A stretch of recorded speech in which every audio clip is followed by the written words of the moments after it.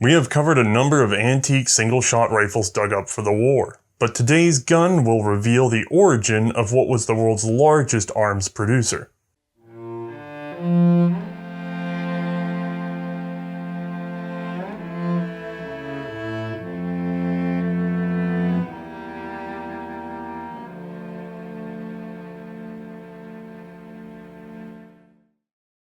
Hi, I'm Othais, and this is the Werndl 1867-77, the Infantry- und Jägergewehr, the Tabernacle rifle. Let's get it over the light box.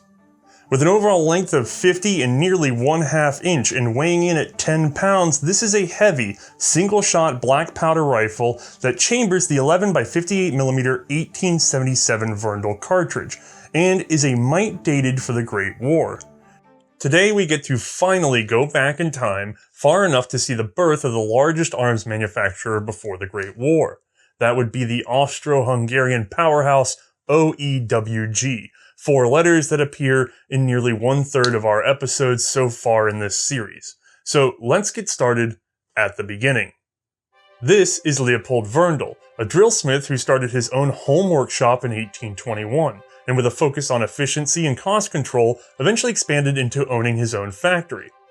This was no small feat to achieve in Steyr during the early 1800s. At that time, Thuringia, over in what would someday be Germany, had taken over much of the export market for ironwork. Still more impressive, Leopold continued to expand his sales into ramrods, lance tips, barrel bands, bayonets, knives, and more. He bought a sawmill, and built a water-powered workshop for making barrels, which he could cast instead of rolling them, making them much stronger. Within just 6 years, he was one of the most successful businesses in Upper Austria. Much of this came from the production of the Lorenz muzzle-loading rifles for the Austro-Hungarian Empire.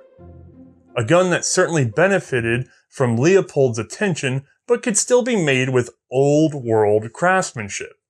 Now, as we know, the old guild style of manufacture was not going to last in the face of the latter industrial revolution. And Leopold, well, despite his success, he just did not see what would be the next step. Luckily, one of his sons would. Josef Werndl, born in 1831, was the second of an eventual 17 children. Despite such a large family, he would stand out, if only because attrition was high. His preceding brother remained frail all his life, and never took over the family business. A further 8 of Joseph's other siblings never made it past early childhood, so a lot of hopes were pinned on healthy Joseph early on. He attended the local school for basic education, and later went on to Vienna in 1844 in order to apprentice as a gunsmith, and Father Leopold had sent him to Austria's greatest, Ferdinand Fruworth. We have discussed this before actually, as eventually we will see Fruworth's own son develop an early repeating rifle, one that would be taken in by the younger Werndl years later, and serve as an inspiration for the Kropatschek from our prior episode. But for now, young Werndl would simply serve 2.5 years learning the trade of gunsmithing from the elder Fruworth, taking in the best practices of the old world craft before he went on to the Prague arms factory, where he was happily soaking up more knowledge until his father recalled him home. At the family factory, he was further instructed in filing and specific machine skills, but young Werndl felt these were dated practices. He wanted to modernize his father's work. That did not go over so well. Feeling stifled, he left and joined the Austro-Hungarian army in 1849, where he became a light cavalryman. His technical skill, however, was not easy to ignore, and he was put to work in the Vienna arms factory. And it was there that he took particular note of the emerging American system of manufacture with an emphasis on machinery and interchangeable parts. Unfortunately, being in the army did not put young Joseph outside his father's reach. Since he produced parts for the empire, he simply requested the presence of his son as a representative of the army at his factory. This meant that his help was indispensable, and so boom, he was placed there. Again, he found his father's methods dull, and in 1852, young Werndl left again, this time traveling to the United States, where he worked for some time at Remington and especially Colt, taking in the latest technology. Just to give you a sense of timeline, this would have been about the time of the rollout of the Colt Ranger, later known as the Navy. In 1853, Werndl would return home with a suitcase full of technical drawings and a firm understanding of what was needed to achieve interchangeable parts production. Just a reminder, this is not some magic secret that somebody just thought up. It's a methodology heavily reliant on tools, machinery, planning, and inspection. The need for interchangeable parts was understood long before the ability could be developed. But Werndl was entering the game just on the cusp of its technological realization, and he knew being an early adopter would be extremely important. Of course, convincing his father wasn't going over so well. Instead of waiting, he married, bought a home, and set up his own workshop to strike it out on his own endeavor. But in 1855, his father died unexpectedly, only at 58 years of age, from cholera. This left the family business to his mother Josefa, who called on her sons Joseph and, of course, Franz, who was 2 years younger and mostly handled the financial side of the business until 1863, when he would leave to found his own factory, which would focus on steelwork, everything from nails to barrels. So for the most part, Josef Werndl found himself in control of his father's business, and like the old man, he saw opportunity everywhere. It took a few years for him to settle into the role, but during that period, a stroke of luck. In 1858, a railway station was established in nearby Linz, linking the region to Vienna. This dramatically aided growth of exports in Steyr. In 1859, the Second Italian War of Independence resulted in a loss for Austro-Hungary, and saw food prices rising and internal turmoil. But for the arms industry, it was actually quite profitable. Knife and gun makers were in demand, and workers would pour into Steyr. This resulted in the first of many housing crises for the region. I won't go into major detail about it, but the book we reference for this show does. Hans Stögmüller covers a lot about Josef Werndl's political beliefs and personal attempts to stem issues from the constant boom or bust nature of arms manufacture at that time, where thousands may be hired or fired in a week's notice depending on wars around the world. Really, it's a complicated issue how legislature, government purchasing, and other random factors really affect the longevity of a labor force in critical fields. But sadly, a topic for another day. Instead, I will point out that by 1861, Josef Werndl had mastered his father's business and was on to making improvements, specifically wanting to introduce interchangeable parts assembly to Austria-Hungary. That old dog.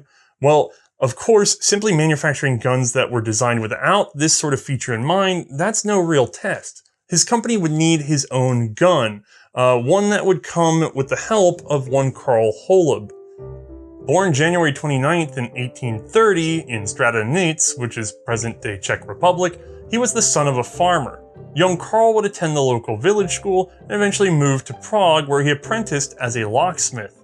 From there, he joined the Austro-Hungarian army and likely met Josef Werndl while assigned to the state arms factory in Vienna, where he also attended lectures on mathematics and mechanics at the Polytechnic Institute. He was dismissed from military service in 1857 due to a workplace accident. I'm unsure of the details there. He would move on to Steyr and work at Johann Reitmayer's nail factory, until 1861, which is when he joined Werndl Waffenfabrik. His previous experience and likely already friendly relationship with Werndl earned him the job of foreman. That same year would mark the beginning of the US Civil War. This conflict, which no one can ever make a single joke about, would prove to be profitable for arms makers in Europe.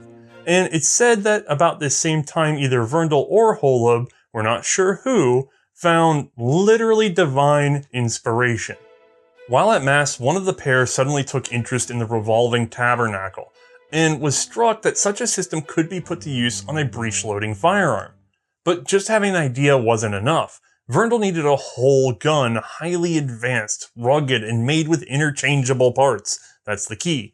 So in May of 1863, he packed up his bag and his Karl Holub and took both off to the US once again. He took Karl straight to Colt to show him the latest in manufacturing, and the pair would go on to order machinery from Pratt & Whitney. Now, Joseph would return home in late July. He had a business to run, but Karl Holub was left behind to study production technology and manufacturing processes. While still in the US, he worked at night on the Tabernacle rifle, sending updates to Steyr. By this point, however, Werndl was starting to lose money. He had invested his American Civil War profits in American equipment, and while it was certainly still a war on, the sales in Steyr were mysteriously drying up. You see, as a region, they had fallen behind in the iron market and were being beaten in terms of price versus quality by other suppliers in Europe. So much of that once great Werndl factory had to be shuttered and employees laid off. Thankfully, Karl would return home in the late autumn of 1863, ready to get that new rifle up and spooled for production. Despite the recession, Josef Werndl would gamble it all, sinking personal savings and taking out loans in order to build a new factory for his not even finished gun. This would house his new American equipment and form the heart of his modern rifle production. He just had to get that gun ready and sold before he went bankrupt. And we will see he technically failed. So yeah, Steyr arms makers are going silent, many shuttering permanently, workers are being laid off, and Werndl is spending money investing in new equipment. This investment made Werndl the king of a small hill and allowed him to produce large lots of barrels, bayonets, and other fittings for Vienna. Belgium, Russia, and the Ottoman Empire also requested things from Werndl. Certainly helpful, but not enough to pay down the debt that was still mounting. Hope was forming, though. In April of 1865, Vienna Arsenal would look at the Lindner rifle, a percussion cap breech loader. While the results were not super inspiring, it did lead many to realize the days of the muzzleloader were numbered. So yeah, Werndl is burning his money trying to prepare for the invention and of course subsequent production of a breech-loading rifle. For an empire that wasn't really biting, this is not looking great.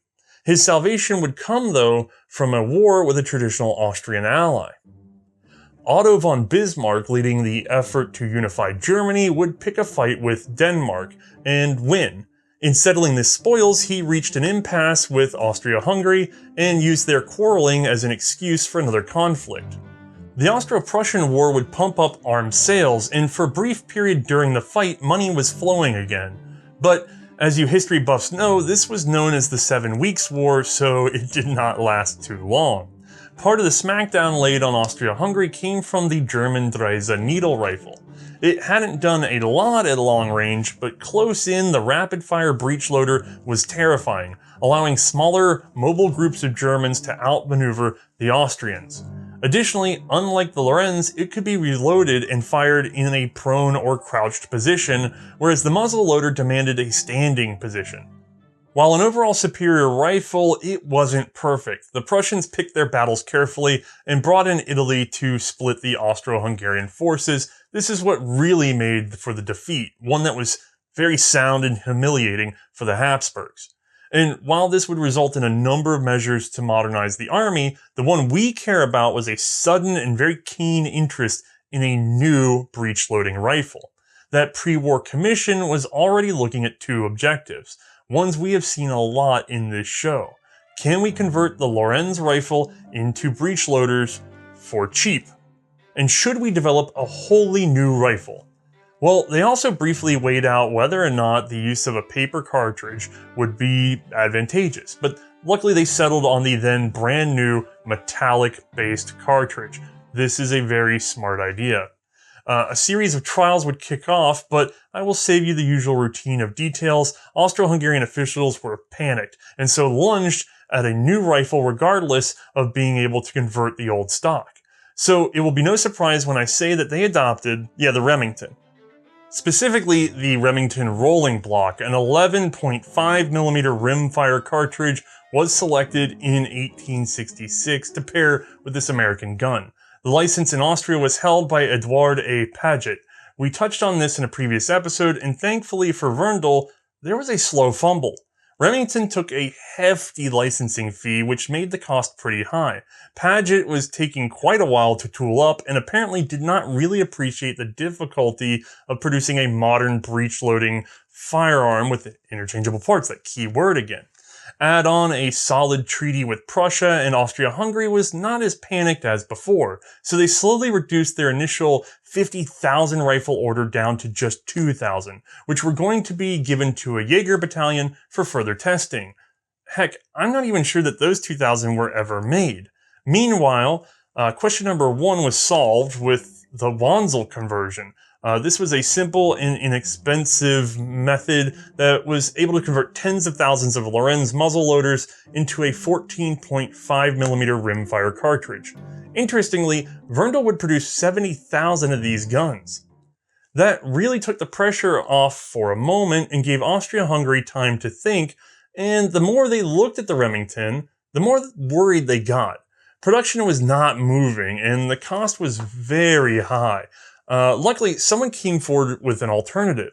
You see, Werndl and Holub had applied for a protection on their rifle finally. I don't have it handy, but this is nice enough. Their rotating breech rear-loading metallic cartridge rifle was a lot cheaper to produce, and they were already tooled up to start the initial production. They also had Archduke Wilhelm's attention. He stood behind the design and took it to Vienna. Not a bad vote to have in your favor. Werndl sent along 3 configurations of the gun with various lengths and features, 2 in rimfire and 1 in the then very cutting-edge centerfire metallic cartridge. The usual extreme tests were performed with endurance, rust, sand. Those of you who watch the show, you know the drill with this sort of thing. And the gun excelled, particularly the centerfire model. The Austrian officials were so impressed with its accuracy, simplicity of operation, the rate of fire that averaged 20 to 22 shots per minute, they were blown away. And honestly, the most outstanding feature, referenced time and time again in domestic and foreign journals, the strength. As a matter of fact, a London Times reporter actually wrote home about Werndl's rifle. After the usual tests of dipping the lock in water, smearing it with dirt and sand, etc., and then firing, Herr Werndl took the gun and out of the window of the first floor from which we had been practicing, flung it repeatedly over the lane on a piece of hard, stony ground beyond. It was brought up again, fired over and over, having suffered no damage beyond a few bruises from pebbles on the stock. The fact is that the barrel and back piece being of one piece of steel and supported moreover by a very strong stock, there is nothing to break.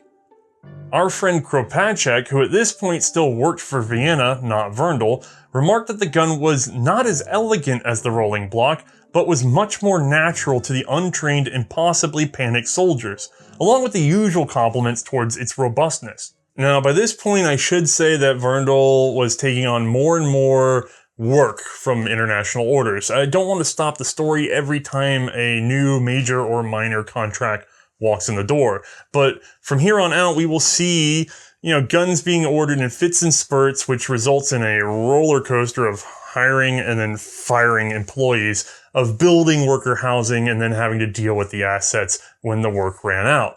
At every other step of the Werndl story, just imagine that you have to keep this giant behemoth moving constantly forward, or it will suffocate under its own weight. Anyway, the Austrian Commission was simply blown away by the Werndl-Holub rifle, mostly just referred to as the Werndl, though, at this point. It would not fail to fire, it would not break. It was dead simple, and the unit cost was very cheap. So it was recommended for adoption in July of 1867. The order would come through for 100,000 rifles in August of 1867 at a price of 29 gulden, 50 Kreuzer each. That's not the guinea pig. Werndl himself was due a 100,000 gulden bonus from the government, but he waived that in order to secure the contract. He even paid Holub 250,000 gulden out of his own pocket. Now, by September, Werndl had 800 workers in his factories, many entering the one just established for this new rifle. But that would not be enough, as he had agreed contractually to a very aggressive rearmament schedule. He was on a calendar, one that he blew twice over. Now, we're finally to this gun, right? We can talk about it. I got it in my hands. It's 1867. It's been adopted. You know what that means on this show? It means it's time to get up close and personal. So we're going to take a little zoom on in. Now, technically this rifle was updated in 1877, as we'll see in a moment, but no big differences that you can see from the outside until we get to this sight. So let's just go ahead and start there and get it out of the way. This is a standard ladder style sight, and these really would have been originally sighted for, I believe, 1600 Schritt. And in this case, this one's been bulked up because of a conversion to a later cartridge. I'll talk about that in a moment. If I get this guy all the way to the rear, we see very long rifle, side mount bayonet, and sort of an open top attachment here. We've got a midpoint sling swivel. We're walking down. There's our rear sight, which is fairly far forward on the barrel, but it's so long we still get a good sight radius. As we keep coming back, big old trigger guard, very reinforced tang. I mean, look at this metal reinforcement through the wrist. That's very strong. Look at this lock work coming through the wrist, although this is only adding so much rigidity because it doesn't go all the way through, but still a very deep tang at the back of the action. This is a very robust wrist and very thick, by the way. This is a huge gun even for my meaty mitts. So walking back, rear sling swivel, metal butt plate. You guys get the idea, pretty standard rifle stuff. What's exciting is here, because this thing looks like a mix of old and new. I mean, we have an external hammer and lock assembly, and we'll get a look inside here in a moment, but this thing comes off and it's just like the old flintlocks. I mean, there's not a huge difference in terms of modern technology. But the exciting part, right here, the Tabernacle. So what we can do is make sure we're in frame, and we're gonna flick that open. That's very positive, by the way. So let me get my own hand out of the way. This is gonna be a bit tricky. Listen to that. Flick, flick. There's a positive click, and what that is coming from is actually this flat-sided dowel, and this component here is actually a spring. I'm gonna see if I can get it where you can see it. So you go over center, and then boom, pops down, over center, so we're at that precarious squeaky bit, and then as we get over, click, that spring locks us into the open or closed position. Very positive snap in either place, so the gun stays locked when it's locked. That way we don't have any problems with, explosions in our face. And then when we want to load it, there's no flapping around when we're trying to get a cartridge in there so that it gets pinched. And sure enough, you do load this by just tossing your cartridge all the way into that hole, thumbing it forward, and then closing the action. Then we pull the trigger, and, oh, actually, I shouldn't say we pull the trigger. At this point, we're in half cock. That's for loading. We'd go to full cock. There we go. And then we're able to pull the trigger. I'm gonna let this down easy. Boom, that strikes the firing pin, that strikes the cartridge, and then we get our shot. Once we've fired the gun, you'll note you can't open the action. The hammer actually serves to seal it up even further. There's gonna be no problems here until we go to a half-cocked position. At the half-cocked position, we can open the action, and you may be able to see down in there. You know what? Let's see. Right up on this left side, hold on guys, I'm fighting the cat. There we go, there we go. You can probably see it just there. Let me make sure she's in frame. This little bit of metal right in here. If I thumb this over, you should see it popping out. That is our extractor and essentially ejector. See if I can get my big mitt out of the way. See it wiggling in there? So that guy does both things. It pulls that cartridge straight out and then kicks it down this way. Give her a little pop back and she'll come flying right out of your way. You can throw your next one in there. So very simple system. I mean, think of the manual arms on this. We open her up, throw one in, close it, full cock, fire. She's locked up shut. You can't accidentally play with her. And then half cock, all the way open, cartridge in, closed. At this point, by the way, in half cock, we can't drop that hammer. There can be no accidents of loading this and sort of playing with the trigger. So when you take this up to your shoulder, that's when you go for full cock. And then that way, it's very safe to operate this gun on a line with fairly poorly trained or educated soldiers. Fairly idiot-proof, if a little bit slow. Very cool idea, though.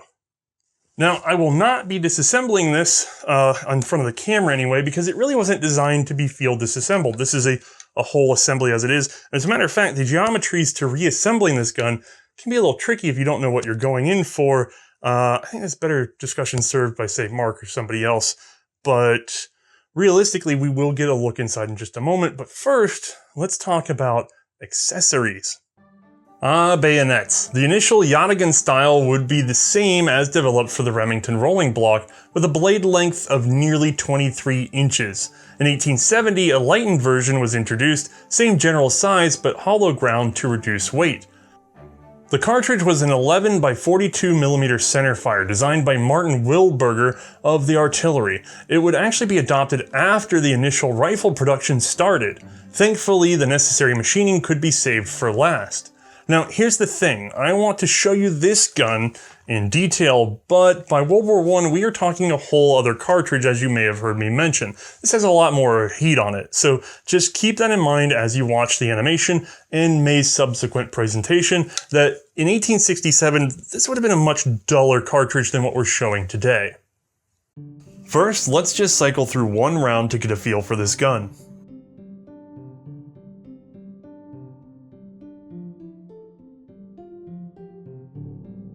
The lock is just a simple cylinder which houses the firing pin. The hammer must be cocked manually, first to the half cock position to open the action, and then, after loading around, to the full cock position. In this 1867 version, the hammer spring also serves as the trigger spring, making for a very heavy pull-through.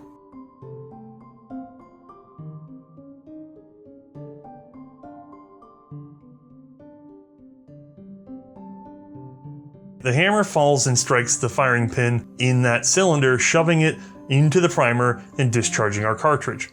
We then go to half cock, allowing the pin to spring back, and we open the cylinder, which has a camming surface that engages the practically wraparound extractor. If we just open the cylinder to its neutral point, we don't really get much extraction. Instead, the user must push it over center to get that extractor to really pop. If you have a stuck casing, you can also repeatedly bap this paddle until it's cleared. The two resting points of the cylinder are held by a flat spring down the wrist of the gun. This acts on two flat spots machined onto the central rod running through the cylinder, causing it to snap into either the open or closed position. This gun was certainly more complicated than I bet you expected, but at least you understand it now. So let's get it over to Mae for a live demonstration.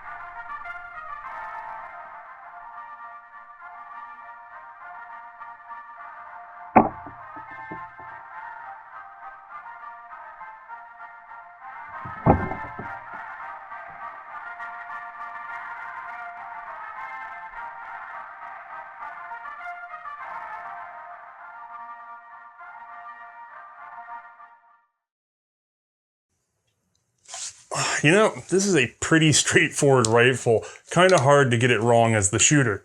Alright, so Mae's gun demonstrated, and last we left off, Werndl had to make 100,000 of these particular guns. Now, Austria-Hungary wisely sought to have another manufacturer, or maybe two, produce the Werndl as well, 150,000 of them. But searching the world over, they just couldn't find as good a deal as Josef himself was offering in order to take on all the production. He would reduce his prices eventually down to 27 florin 33 cruiser per gun, and took the additional 150,000, making for 250,000 total pieces. Again, he swore to an aggressive schedule. The expansion would be costly, however, and he requested an advance of 700,000 florin. Now, the long rifle here, well, that was meant to satisfy both the infantry and the Jaegers. Those are the light infantry we've talked about before. But there were other units in need of specialized, shortened carbines. The first was for the cavalry, so no bayonet, and a sling swivel at the front of the trigger guard. These were actually offset a little to the inside to help with carrying up on the back. And then we have the extra core, the usual short rifle for anyone who is not frontline infantry, Jaeger, or cavalry. You can spot one by that rear sling swivel attached under the butt instead of at the trigger guard. These guns still had no bayonet lug, but instead were paired with a simple socket-style poker. This remained unchanged through subsequent models.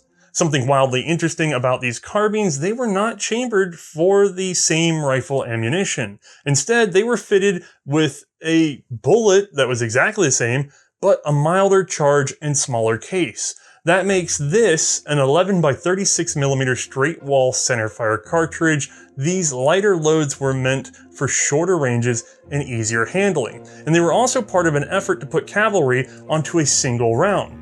You see, the Werndl was not just going to be marketed to being the Empire's rifle and carbine, it was going to be their pistol as well. We will talk more about that and what overtook it in trials another day, but it does mean that Austria-Hungary for a time had a combination carbine and pistol cartridge. This is something that we actually usually see in the American West. Anyway, 25,000 shortened guns, cavalry, and extra corps were ordered from Ferdinand Fruworth, which would mean Werndl would not be the sole manufacturer. Well, until he bought them out in 1872. This man is the Ludwig Löwe of Austria, everybody. Now, Werndl is on the hook for 250,000 rifles, and he has deadlines to make. So he bulks up the company, buying new factories and hiring scores of workers, swelling to 12,000 total. To further aid him, he would request help in the form of a dedicated military representative, one he had known before. That's Otto Schönauer, who, like Kropatschek, would also later come to work for Werndl, and we have seen in a previous episode. Okay, nice bit of aid there, but believe it or not, we are still not done adding rifles. The Hungarian government would request that Werndl produce 72,000 more, this time for the Honved, on the condition that he set up a factory in Budapest, which he did. This would actually operate at a net loss over a few short years before it was shuttered. The Hungarian government would lease the property for barracks afterwards, and eventually they bought it outright. At that point, they converted it back into a factory, buying tooling from Ludwig Löwe in order to produce the Mannlicher 1888. Returning to 1869, however, Werndl had finally bit off more than he could chew. Despite the contracts and the employees and the advances, he had spent everything, and the bank was not happy about missed payments. It was all threatening to come crashing down, and at this point, he did the only thing he really could do. He sold the company. Well, sorta. He set up a publicly traded company with 6 million gulden in capital, and then divided it into 30,000 shares. Werndl would keep 13,500 of those for himself. And so Josef and Franz Werndl and Company, Waffenfabrik and Steyr, that would become Österreichische Waffenfabrik Gesellschaft in August of 1869, bought up for the price of 5.2 million gulden. Josef Werndl would become the general manager and Karl Holub the director. Let us put some perspective on this, by the way. OEWG now has 9 factory buildings, 10 residential buildings, 6 magazines, a machine and boiler house, 10 water wheels, and various other equipment in Steyr. In nearby Letten, they have 8 factory buildings, 9 residentials, 3 magazines, a sawmill, and 31 water mills, not including the works going up in Budapest that would later be abandoned. With the reforming of the company, more assets were put under Werndl's control, and by 1870, OEWG swelled to 2,900 employees, making it the largest arms manufacturer in Europe. Now, a lot of this had to do with producing guns for other nations, and again, we saw these in each of their respective episodes, but dang, this is a huge endeavor off of one gamble.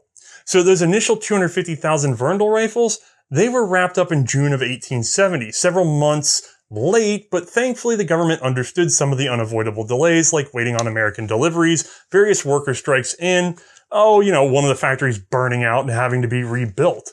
Further orders would follow, as many as 200,000 for the Honved and 90,000 more in Austria. There were a lot of these guns. 672,000 assembled rifles for Austria and Hungary are on record, with 11,000 additional carbines. Kinda weird how uncommon they are now. Long, hard lives, I suppose. Now, the Wanzel and the Werndl served together for some years until the latter production could completely displace the conversion gun and its dated rimfire cartridge. The first frontline use of the Werndl would be the Austro-Hungarian occupation of Bosnia and Herzegovina in 1878, although I doubt it was widely issued at that point. And interestingly, that would be its only conflict as the primary arm of the dual empire. Somehow the Habsburgs would stay out of trouble long enough for another gun to be adopted. But that does not mean that there were no lessons learned and no improvements for this particular rifle. Anton Spitolsky, yes, the wacky magazine guy, took particular interest in refining the initial 1867 model. He tried to make it simpler to produce and easier to repair, and also more durable. And it seems he succeeded. As a matter of fact, there were a number of little improvements that they needed to put into this gun, a lot of requests from the Jaegers, and so that makes this, the Werndl model 1873-77, an improved Tabernacle rifle. Lightbox. Still 50.4 inches long and now only 9.5 pounds, this rifle by the time of the war also chambered that 1877 cartridge. This guy really just embodies some basic changes to the Werndl, a wish list of improvements made whole in November of 1874. Now, in particular, this rifle was decommissioned with extreme prejudice. There's some weld marks and some other little things that are wrong with it, but let's not get that in our way. So I'm going to take this aside, and despite its inoperability, we are still going to take a closer look. All right, some pretty glaring differences right away, but let's go for the little stuff first. So all the way at the front of this thing, by the way, there was a cleaning and clearing rod for the other gun. This is very similar, it's just that this one happens to still be here. We would have seen it on the previous one if it was complete. Same side mount bayonet lug, but look at this. We have a totally different attachment for that front barrel band. This is much more modern. We've got our nice spring steel here. This is looking pretty good. They must have had some problems. Walker back, usual midpoint barrel band with sling. Walker back, same lower barrel band, and same general rear sight. These will be adjusted depending on the cartridge.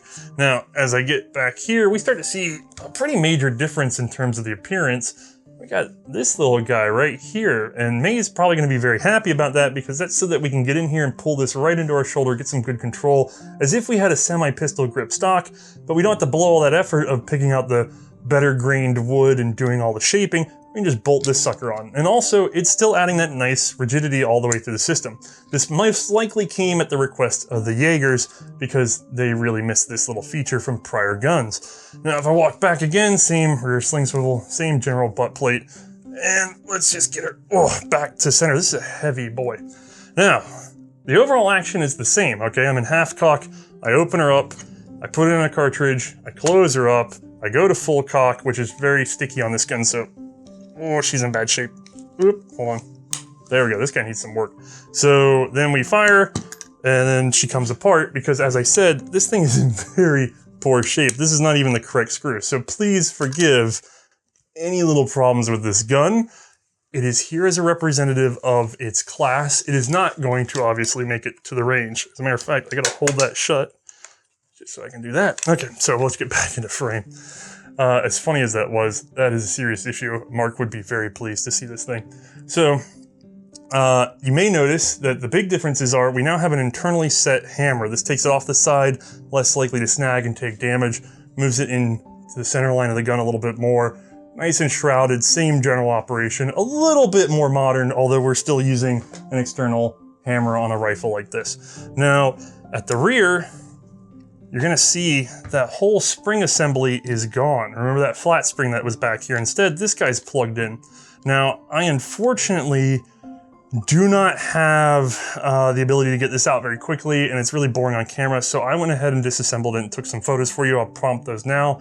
But basically what we've got is a central rod with the flats cut into it that then goes into the actual cylinder, and then there's a plunger and spring in the cylinder that interact with that and cause it to click into its various places. Much more compact, and I assure you it is way easier to get in and out of this gun in that particular configuration. And by the way, while we're playing with pictures, they also improved the trigger ever so slightly.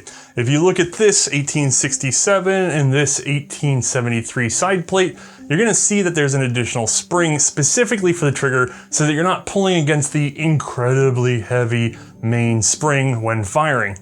Now, coming back to our video, we're gonna see we have these big side plates, lots of extra metal on here to really reinforce the action, and this may be because they were considering a stronger cartridge. That option doesn't come for a few more years though. Overall, much more modern in presentation, but still, you know, this is a Werndl, right? You're not gonna have, if you're a soldier, you'd almost never notice the difference between the two guns. As a matter of fact, here, let me just go ahead and show you. You'd probably never notice the difference. I mean, operationally, exactly the same. It's just that the way it functions is entirely different in terms of that spring position and also just some general reinforcement of the action. Oh, now, while I have these guys, because it's so hard to show in the close-up, take a look very carefully. Let me get them closer to my face so it puts you in the depth of field. The rear sight is a little bit close to the shooter's eye, so they're trying to get an improved sight radius on this gun, and pretty hard to tell from there. Let me get you back in. The improved, these guys are heavy and long, and I'm on my own in here. There we go. The improved tang, so this is the old tang. Look how thin they managed to get this wrist now. So all that thickness can go away because we no longer have to bed all of this and have the extra thickness of wood here. We can just have solid wood all the way through with the metal reinforcement underneath. Very good, you know, simple but direct upgrades to this particular gun. Fantastic, really. All right, so let me make some room here. Now, I mentioned the fact that this was probably designed for an improved cartridge with all this extra reinforcement. That's because there was a big push for, you know, a more powerful cartridge from Werndl, one that would reach out a bit further and require modification of the design just a teeny tiny bit. This idea, however, was rejected, and instead the 1873 stayed with the original 1867 load, although it appears they did switch from tomback to brass cases and reinforce the base of that case a little to improve the extraction and more reliable primers. Now, new rifle means new bayonet, shorter at 18.6 inches and with a push button. At the same time, all previous bayonets were ordered to be shortened 4 inches to conform to the new pattern. Again, a carbine and extra core gewehr would be produced, with the same sling differences. These embodied all the same improvements of the action, a very slight uptick in the cartridge power, as the handguns by this time had taken an entirely distinct path. Now, I know what you guys are thinking. Why did Othais introduce the 73 if he wasn't going to shoot it? Well, originally we were expecting to be able to run this gun on the range for you, but obviously it came in interesting shape and that did not happen. So instead, I'm gonna have to just set it down and point out that we do have this, the Werndl 1873-77 extra core gewehr.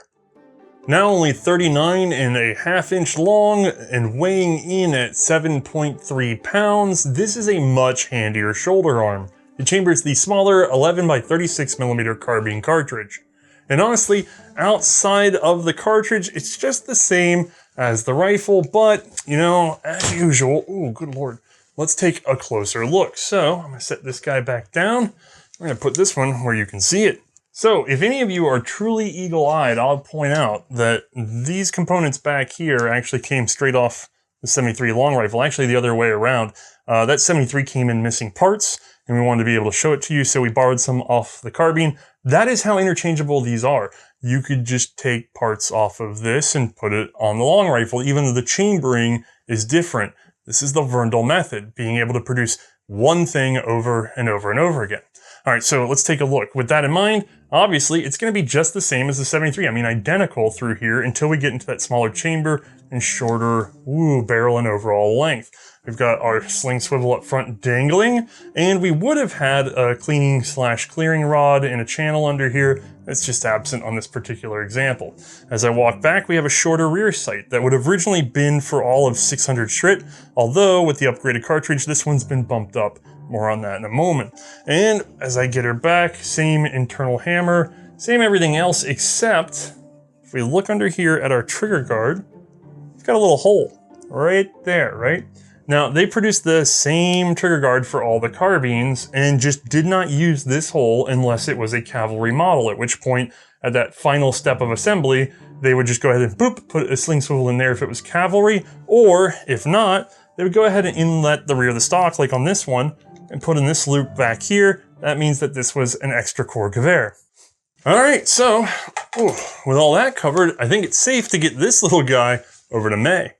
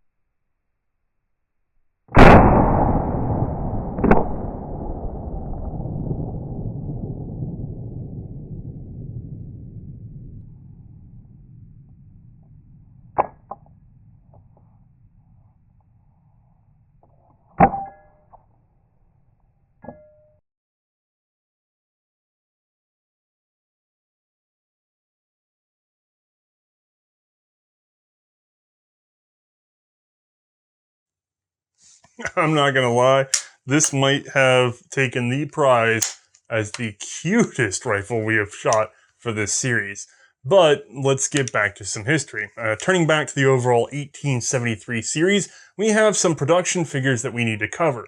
400,000 of these guys would be made for the home army, and 100,000 carbines and extra core rifles. In 1880, Montenegro would also take in 20,000 long rifles, and in 81, Iran ordered 18,000 rifles and 10,000 carbines. Now, those latter dates come after Austria-Hungary finally took the advice given to them way back with the 1873, that would be the 1877 improved cartridge. The case length was increased with powder to match, and it hucked the bullet faster and further.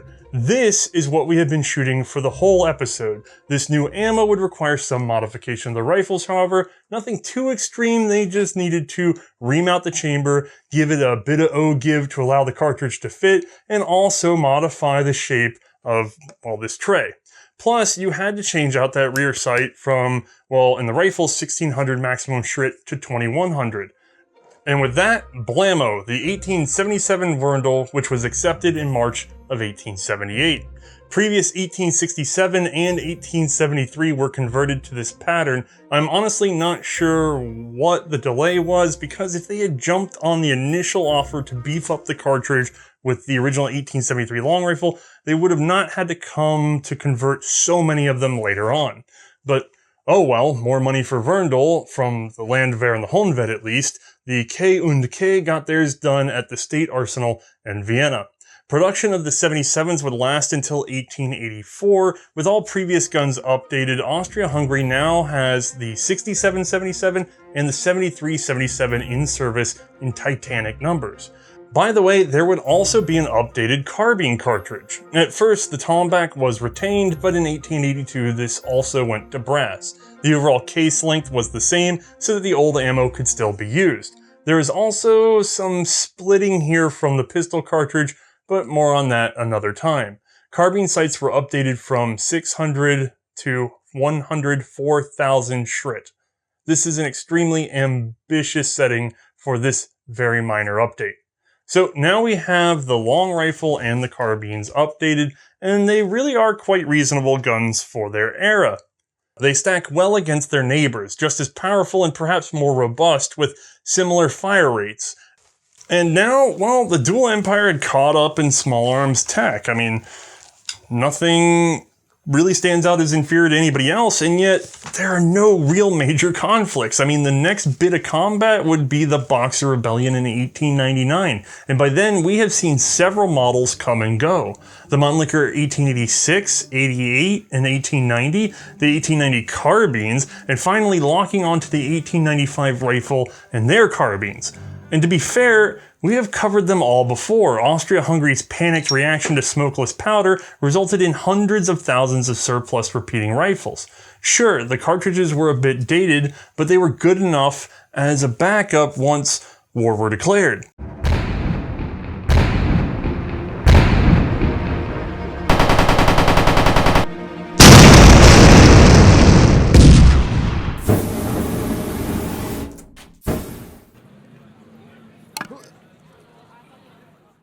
All right, let me put these guys aside because, well, that 73 is loose, and this carbine really wasn't all that present, as we'll see in a moment. All right, let's get this guy out, the 67. These are in a lot of the photos.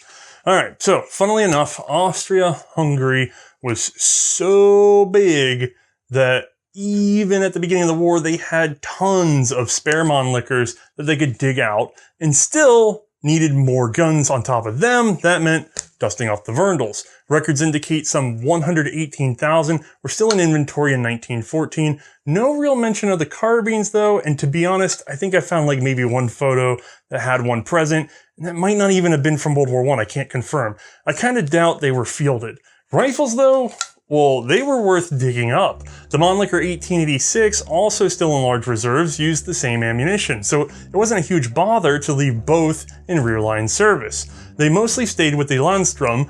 These were reserves made up of men aged 34 to 55, and they should have been kept from direct combat, but the radical changes along the Austrian fronts and desperate need of men and equipment pushed them right up to the front line relatively often. And from photos, we can see the rifles came with. I also have found Werndls in the hands of the Polish Artillery Corps specifically, although they more commonly had Mosins or dated Mannlichers, at least from other photos I have also unearthed. Another reason we know the Werndl saw World War I use is because not one but two ersatz bayonets were cooked up, and they are awful. There was a spring-styled knife, not unlike the 1895 ersatz. This was okay. And this monstrosity, a spike that simply coiled around the barrel. Obviously, that latter one did not like remaining snug in combat. Outside of the usual duty, Werndl rifles were also cut down and converted to explosive marker launchers. These were blank-fired devices that would pop a cloud of smoke about 50 meters or so above a given area. Now, I honestly did some research and couldn't turn up quite why. I thought that would be something that was pretty apparent. I suspect there are a number of good uses for this, like setting artillery or communicating with troop movements, but I just could never pin down exactly what they were doing with it. I still lean towards artillery. So yeah, that is about it. Another old black powder rifle drug into the first truly modern war. And we have seen this before, the French with the Remington rolling block, or the Gras 74, the Italian Vetterli 70-87, or the Germans dragging out the Mauser 1871s. Always in limited, desperate use, but also freeing up more modern rifles for common duty. At least in the case of the Werndl, it really did get caught up in the front on occasion. And while that's a testament to its durability, I'm not sure I would be very happy if I was issued one of these things at the front. Turning back to the inventors, Josef Werndl did not have the easiest personal life. His wife would suffer from what was then known as mental derangement before passing in 1878. In 1882, Josef Werndl would go on vacation for a nervous attack, and in 1883, his only son died of lung disease at only 27 years old. In 1885, Karl Holub would resign from OEWG, citing differences of opinion with management. This may have come from the fact that he was a conservative man and Werndl was a social liberal who still managed to avoid unnecessary pay raises though. Karl would stay on in Steyr, serving in various civil service positions until his death in 1903. Despite losing his immediate family and good friend, Josef Werndl kept working. Over his life, he had earned high honors from Prussia, Italy, Romania, Iran, and Portugal. And at home, he was awarded the Order of the Iron Crown, 3rd class. This actually had an option to apply for knighthood, receiving a tax exemption and changing his name into a formal titled name. Werndl, however, was a humble man at heart, and when asked about never flexing the honor, he replied, "As Werndl I was born, as Werndl I want to die." And he would, in April of 1889, succumbing to pneumonia. He was actually well remembered for caring about his workers and community. I mean, he built housing, formed fire brigades, started worker education programs, swimming schools, and donated land and money to poor houses. These were not popular things. After repeated hirings and firings, he supported pension programs and other benefits. Of course, there were limits though. I mean, he fought demands for raises and strikes when they usually arose at the worst times when no work was coming in. Still, he was generally remembered as a businessman who brought prosperity to the entire region and used his profits generously in the pursuit of, well, philanthropic ideals. In the end, he would pass away due to pneumonia, like I said, but he lived a pretty full life before that. Anyway, before I wrap up, if this seemed like a long episode for such a really basic gun, you're right. But here's the thing. All of this plays into a history that we see over and over and over again. The number of guns that Werndl factories produced, later branded as OEWG, of course, that were involved in the Great War is simply staggering. I mean, a significant portion of the whole system of small arms throughout Europe came through Steyr.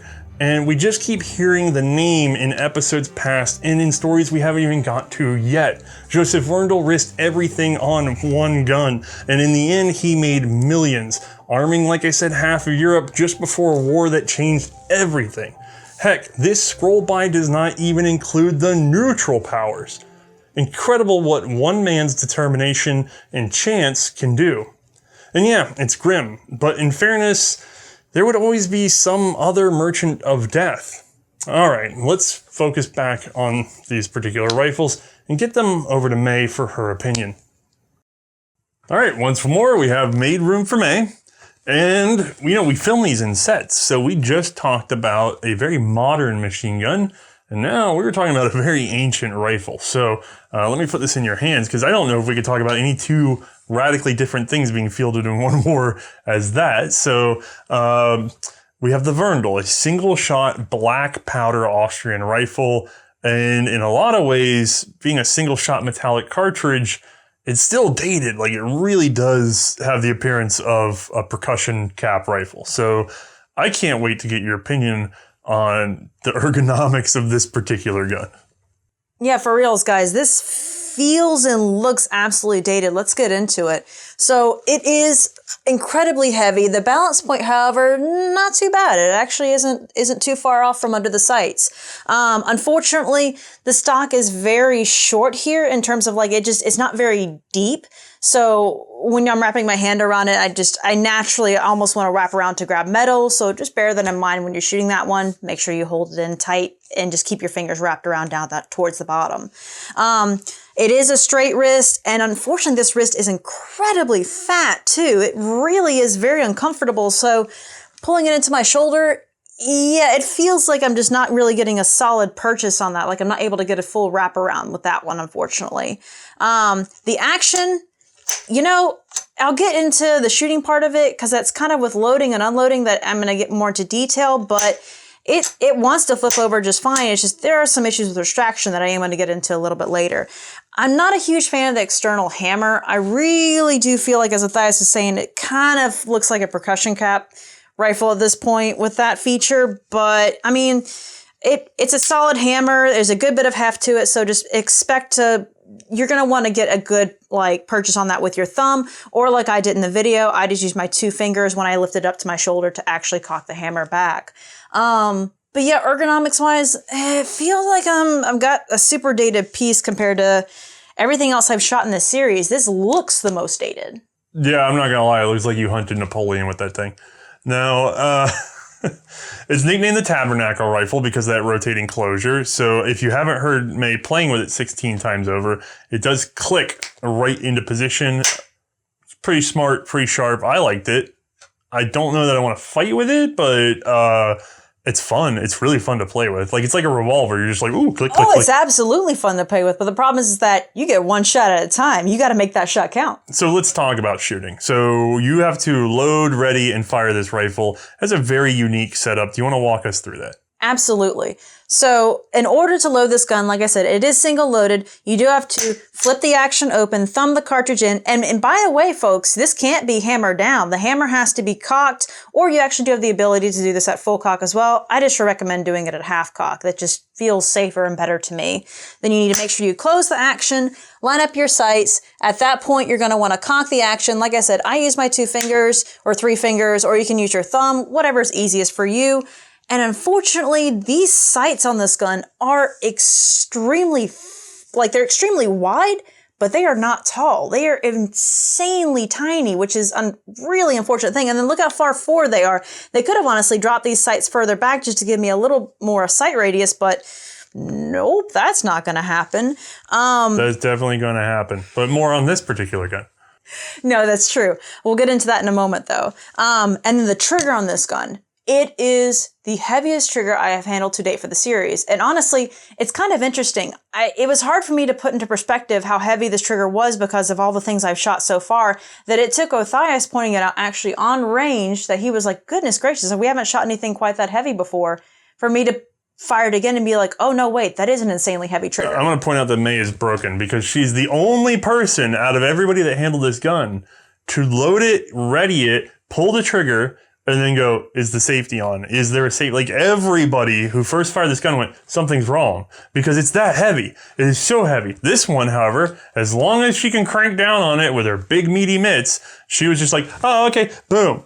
Never thought a second thing of it. I think I have one of the strongest index fingers of the world. Yeah, some of the double action revolvers we're going to get into might beat this gun out in the long run, but this is a single action, extremely, I jokingly call it a 30-pound trigger. It's just, it is impressive. Now, the reason for that is because the hammer spring is the trigger spring. The trigger is on the other end of that spring.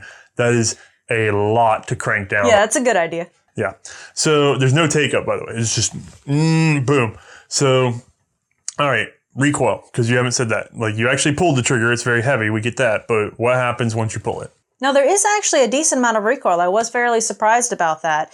It definitely wasn't something I was anticipating at all, because I'm thinking I've got the weight of the gun behind me. I'm thinking, with the cartridge itself, it's not the most modern cartridge, so everything about it was screaming that the recoil wasn't going to be that bad. But no, there was still a good bit of climb with the muzzle on that one. No, don't forget, this is the 67-77. They had cranked up to the Magnum version of the cartridge. That's still a big 11mm bullet, a big case full of black powder, and it's got, it's a little freight train coming at you. I wouldn't want to get hit by one. I think it would spin you around, maybe take you on a date or two, and then let you retire slowly in Florida. It wouldn't call you for a third date, though. Yeah. So this gets us, like, we're trucking, but there's not a lot to say. It's a single shot gun. In terms of single shots, I should say, we've shot the Remington rolling block, we shot the Mauser 71, we've shot some stuff. How does it rank among the single shot rifles?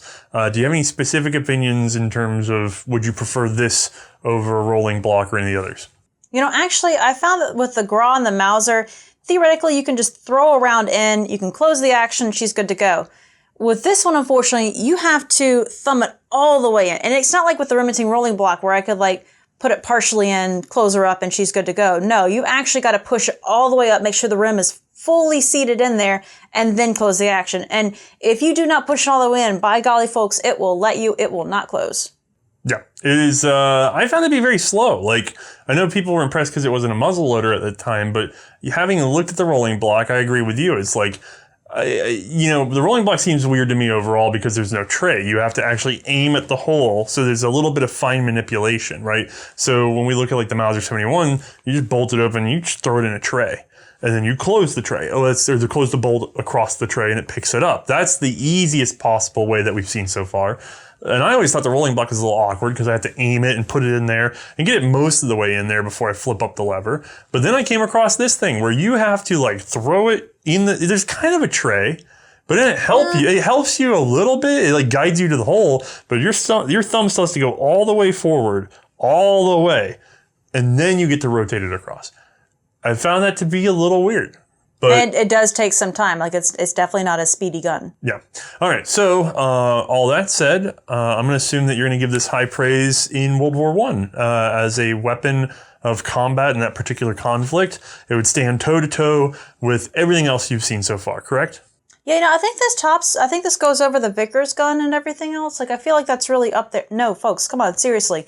This can't possibly get a yes because this is probably, I haven't timed it, and I guess someone's going to go back and time it and then totally tell me, haha, you were wrong.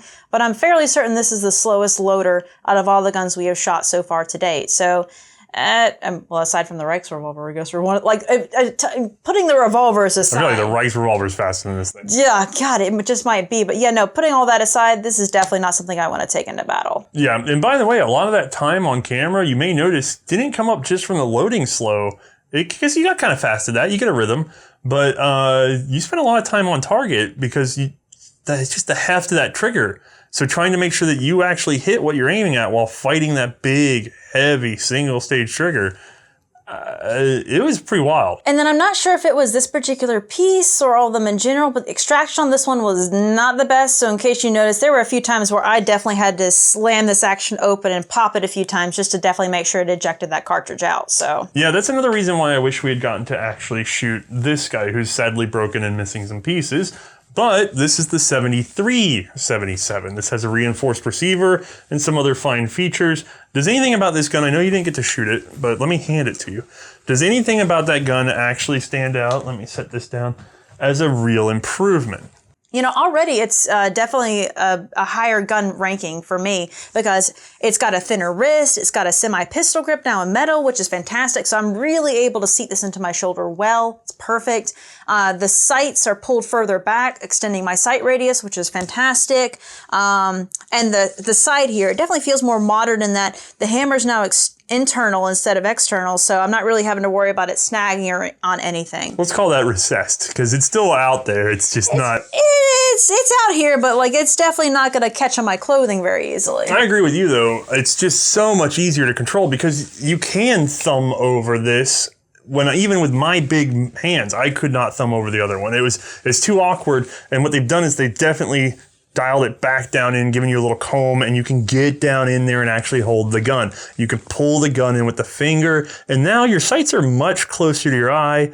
I feel like this is a much easier gun to use. These are little things that make a big performance improvement. So when people laugh because we always say, oh, this is straight wrist or this is that, it matters. It matters a lot. Like they did, these are big changes, little changes with a big sort of consequence in terms of combat and speed. So we did not get to shoot this though. So I'm going to set it aside. I know that's a disappointment for everybody, but we did get to shoot its little brother because this is a 73-77 extra core Gewehr, which in our eyes is a carbine. It's very small. So cute. But this has all the improvements of the other gun. It has the recessed hammer, and then most importantly, as Mae will probably tell you, this has a trigger upgrade. So before you comment on this as a carbine, what can you tell us about using the 73 action, regardless of the recoil or cartridge differences? Is the 73 action a little bit better? Yeah, honestly, it is almost exactly the same, but that trigger is way better. It's way lighter. You can tell the difference on that. It is absolutely beautiful. The recoil on it, it's definitely an improvement too, though, but that's because of different cartridge. Yeah, so this is the carbine. It uses what was going to be a handgun and carbine cartridge. That got passed over to a certain revolver that we're going to talk about in some very, upcoming episode. But where are we at in terms of this being a carbine? Is it an improvement over the rifle to you in any way? It is an improvement in terms of the maneuverability and in terms of the action. Like I said, with that trigger, that's just absolutely beautiful.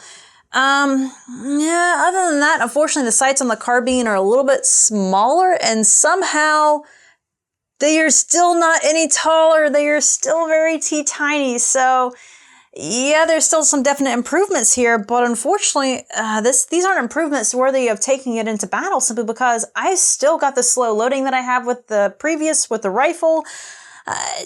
There's just no taking away from that. So you're also shooting something that's kind of equivalent to 4440. Like, you're getting into like handgun cartridge range. Not quite as, it's not quite that low powered, but still, this is not the beefy cartridge. I've definitely downgraded in terms of cartridge here and power, so. Now, I will say, can you imagine shooting the rifle cartridge out of that little thing? Honestly, that would be hilarious, but the recoil on that would be insane. Yeah, I like this concept, by the way. It's one of those things where people say that there's no new ideas under the sun. You talk about the M1 carbine, where the U.S. sort of radically stepped away from having the 30-06 cartridge, and they said, look, let's make a carbine that does not use the same rifle cartridge. Well, Austro-Hungary already did that back in 1867. They said, let's have a rifle cartridge and a carbine cartridge, which will also be a handgun cartridge, which is even weirder, but again, that's another story. So I think it's fascinating. I haven't been able to find any real evidence of these being in the war, so I guess you really don't have to answer that question, even though you already did, which is that, this is not going to be something that you'd want to carry around. It's just not something that I could see defending myself with, considering I've got to slowly load one round at a time. Okay. And it's a pistol cartridge practically, so. I have a challenge. If you had to pick, if you were going to get into a fight, and you had to choose between these two, would you go with trying to lug this thing around and still having the range and the power, or would you just try to be maneuverable and get away with it with that little guy? Maneuverable and get away with this little guy, simply because I feel like that's maneuverability for the war was definitely a higher, that was something that was more important for me, I would think. I would almost choose the carbine on the basis that the noise that this thing makes is outstanding even on a battlefield. Yeah. I would definitely agree. Beautiful, though. I love shooting this gun. So that's going to cover the Werndl for today. Did you have any additional notes for anybody at home? No, I kind of want one, so. Well, yeah, that thing is probably the most fun I've And this one's ours, right? We did find that one. I found that one at a gun show, so we lucked out for once. So yes, we'll get you some ammo loaded. And for once your dream is true, you can actually go shoot the gun on the range. Now, how about a Vickers? No, we don't own that. Okay. So, thank you everyone for tuning in, and we'll see you next time. Bye, guys.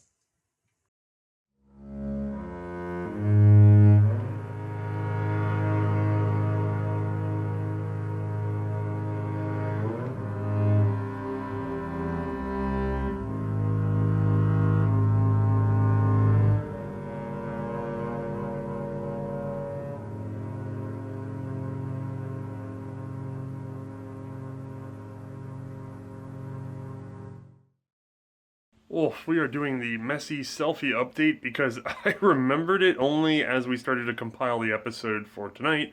I'm going to be dead honest with you guys. It has been a very stressful month. I started to write a list of everything that's gone wrong between guns coming in broken and ammo not working and parts coming in that we need to fabricate and then not knowing. Car trouble and people trouble and parts trouble. You get the idea. and it's just in a big circle. Like every time I get one thing, the next one comes up. But the big one that a lot of you may be aware of is that there's some drama with Patreon. Some people would like to no longer use the service. I understand that. If you are a patron supporter of ours and you would like to stop using Patreon, that's obviously your call. I do not currently have an alternative. We did try Subscribestar. They are currently not processing payments. So, it's a mess. If you are willing to stick it out, please do though, because we just blew through every bit of leftover funding and took on another financial risk by having Mae come over full time so that we could knock out a super secret project for January that should release in February. Apparently when I, decide to play my Hail Mary, that's when everything has to come undone, but we'll get there. So I'm sorry this is so scattered, but I'm going to turn this off, plug in my phone, throw it on there, compile it, and then immediately start doing 6 other things. So wish me luck. All right, bye.